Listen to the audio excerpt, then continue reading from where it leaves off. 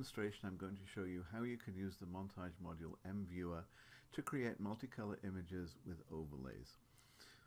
The Jupyter notebook I'm using is available freely for download from the Montage GitHub repository. There you can also find demonstration notebooks of all 38 Montage modules that you can run in a Python environment.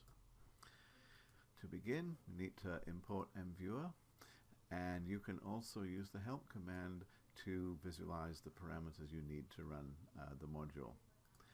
Alright, so let's go down here a little bit. This is the image we're going to create.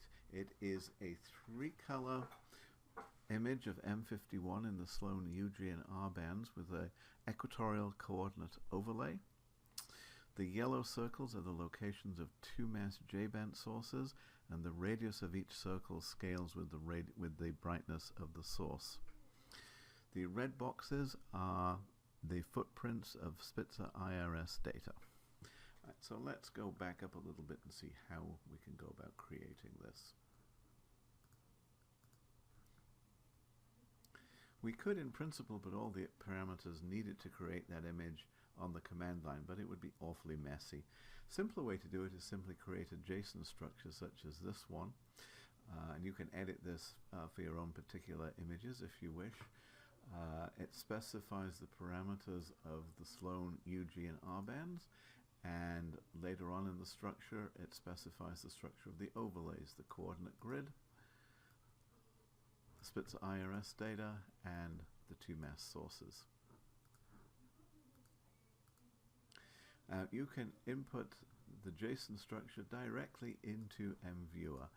The mode=1 command tells MViewer that it's going to accept JSON input.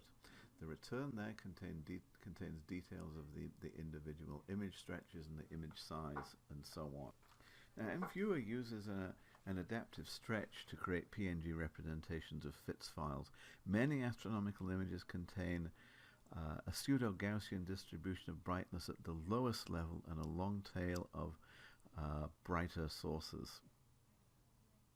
So MViewer uses a histogram equalization technique to create an image that is a balance between, on the one hand, the low-level structure, and on the other hand, the structure and variations of the brighter sources. So this is what our final image looks like.